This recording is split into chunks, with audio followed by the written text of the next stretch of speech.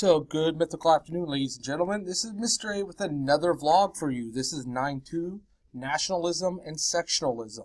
As always, please make sure that you are writing down your notes and that you are listening to the vlog as I say it, because it's really helpful if you pay attention both to the written items and to the things that I'm saying, aka the stuff coming out of your speakers or earbuds right now. So, as always, please make sure that you're reviewing this as many times as you feel necessary to feel confident in my class. And as always, here we go. So, we're going to start off with the idea of nationalism. And just as a review, nationalism is that concept or idea that we are all about our nation. So that's like the idea of I'm an American, American's awesome, or when you hear someone go, America, yeah, that's what we're talking about. That is nationalism. So James Madison at this time wants to make America economically self-sufficient. He wants to help connect all the parts of the country, the western areas, New England, and the southern areas together so that we can become one country and be self-sufficient and not need the help from European powers. So Henry Clay promotes this idea and he calls it the America system. So the America system has about 4 major points. The first one is we got to establish a protective tariff. That whole concept of having a tariff to protect our manufacturers, in particular the manufacturers in the North or New England. Because remember, New England or the North did manufacturing industry and factories. The South was cash crop based, in particular cotton during this time period. So we transferred from tobacco to cotton. And also how the West is mostly the breadbasket and the growing areas of the United States. And the next one is they wanted to establish a national bank because the first bank began to expire, so they had to re-sign up the national bank. So they created the second bank in 1816. We wanted to improve the country's transportation system, things like the Erie Canal, a national road system, stuff like we have today, like when Eisenhower created the interstate system in the United States. And they also want to increase the national government's powers. They want to make the national government have even more power over the states, which, yes, you betcha, that the states would not like this idea. They will probably get upset. So the first thing they do is they create the Erie Canal. And so this connects the Great Lake regions, which is the upper Midwest, places like Illinois, Michigan, Ohio, to New York City, the largest trading port in New England. So what this did is this opened up the whole area to trade and settlement and fuel nationalism in these areas of the country. Because think about it. If all of a sudden you see your tax dollar building something in your neighborhood, you can be like, hooray, the national government's doing something. It increases trade. The whole concept of now the Midwest will be able to feed the workers in New England. It also allows New York City to grow tremendously because it's at the delta of the Hudson River and it goes out into the Atlantic Ocean.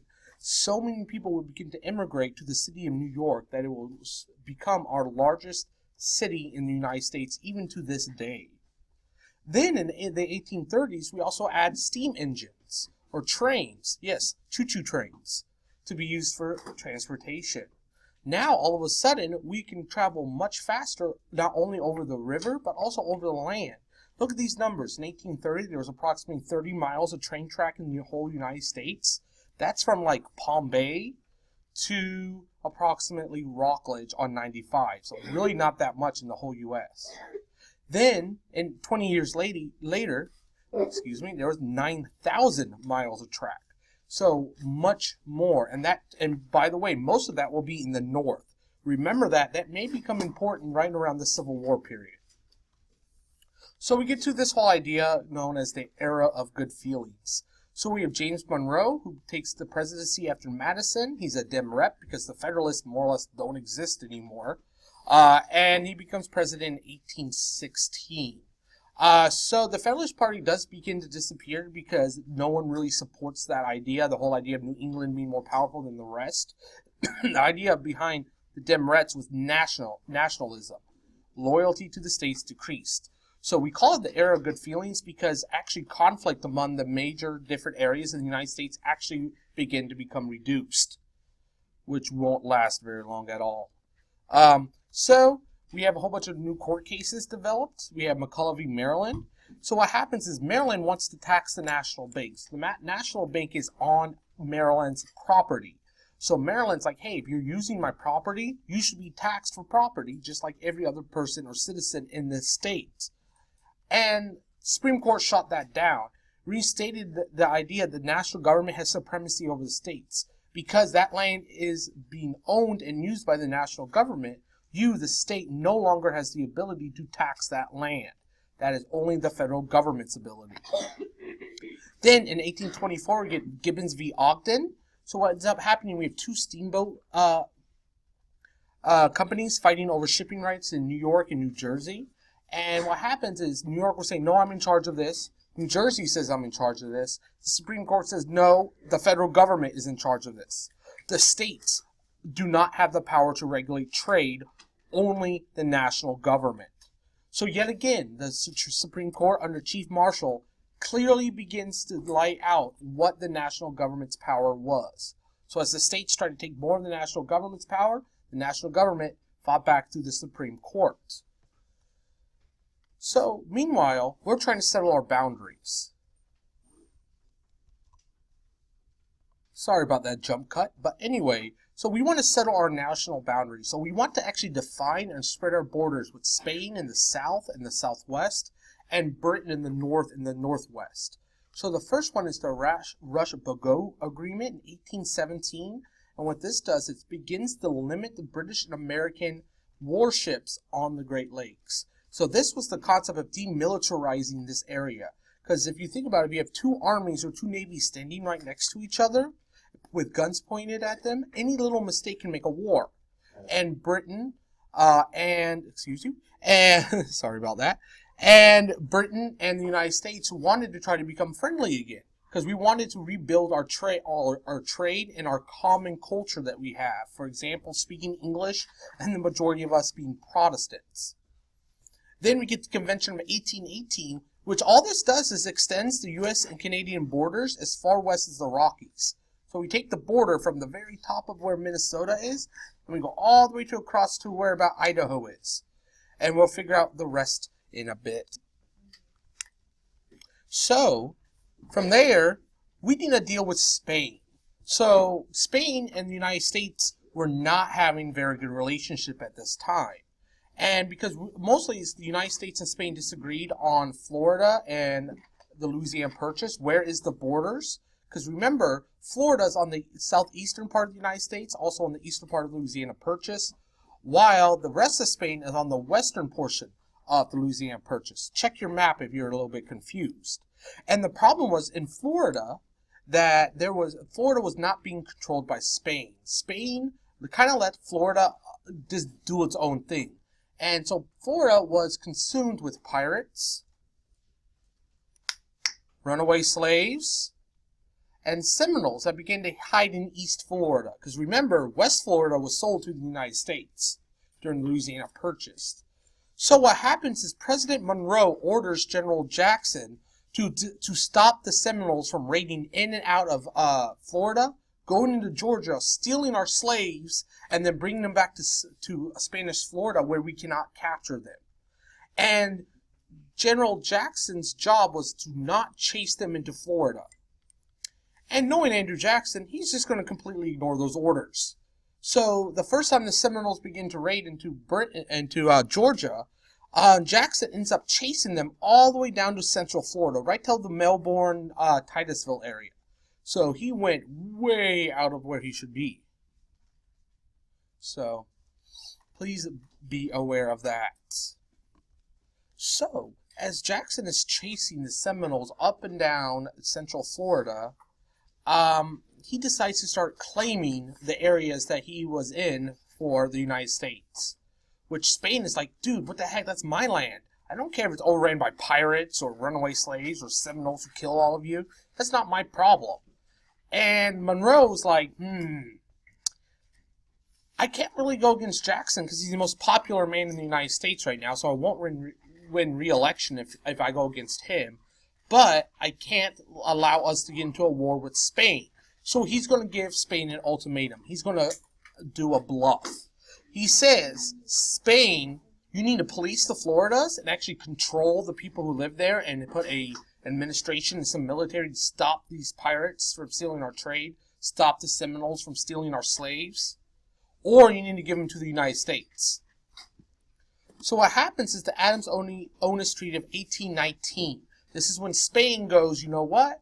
It is too much of a hassle for me to spend money to make sure Florida's under control. So instead, I'm going to give up all of Florida, give it to the United States, and I'm going to give up claims on Oregon country. So that part way over here that you can barely see because this is a really old slide. So right over here, they're like, you know what? I'm not even going to think about that. So everything south of this red line on this map is Spain. Everything to the north is over here is either Britain or the United States, and everything this direction is what will become the United States. So we get to sectional tensions. So what ends up happening is we go through the era of good feelings when we really like each other. Yay, nationalism. Now we're going to the other direction, as in, no, my state or my area of the United States is more important than anything else. And what we've got to understand, this is one of those major pendulum swings in the United States history. That idea that we go from, yay, U.S., America, to, yay, Florida, yay, New York. And then we go back to, yay, America, and we go back and forth, back and forth. So sectionalism is this idea that I am loyal, sorry about that we are loyal to the section of our country over the nation as a whole. As in, I'm a Southerner, I'm a Floridian first, and an American second, which would make Washington turn in his grave. So the problem is that now Missouri wants to come in as a state. But the problem is that it wants to come in as a slave state. And if it comes in as a slave state, the balance of power between the slave and the free states will be off. The slave states would have one more. So this is going to be a major concern. So we go to what we call the Missouri Compromise. So the first thing is it's argued in Congress for a while, and then Maine, which used to be part of Massachusetts, decides it wants to become a state. Maine is located where? In the north. Yeah, you got that. So since Maine is in the north, it's going to become a free state. Missouri is going to become a slave state. So what they end up doing, sorry about that. So what ends up happening is we create the Missouri Compromise. So Maine becomes a free state, Missouri becomes a slave state, and then we create an imaginary line on the south border of Missouri, and we just go right across. And any new states that we get, either from the Western Territories or from Mexico, spoiler alert, well, if they're north, they would be free. If they're south, they would become slave. Thomas Jefferson, who's still alive at this time, has this to say. In the gloomiest moments of the Revolutionary War, I never had apprehension equal to what I feel from this source. What do you think Jefferson's major issue is? What do you think he's alluding to? Well, we'll find out later in this course. I guarantee that. So this is what we look like now. So if you noticed, all the red areas are slave states. The green areas are free states. Unorganized is blue. Spain owns everything from California, Colorado, south. Oregon is still being controlled by multiple countries. And so the Monroe Doctrine would be the United States' second major doctrine in foreign policy. Washington started it with the idea of neutrality, of staying neutral. So Monroe is going to have a different aspect. So in Latin America, more or less Mexico south, all the way through South America, all these countries are rebelling against the monarchies from Europe, France, Spain, Britain, and Portugal, and they're becoming their own countries. And these European powers want their colonies back. We also have Russia deciding that it wants to start claiming the western coast near the Pacific Ocean.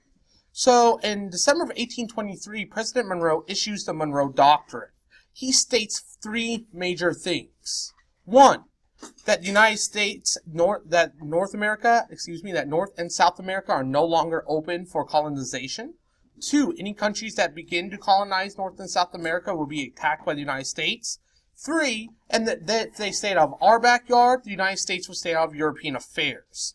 And this begins the whole idea of the United States becoming the protector of Latin America and the beginning of us becoming a regional and world superpower. And as always, don't forget to be awesome.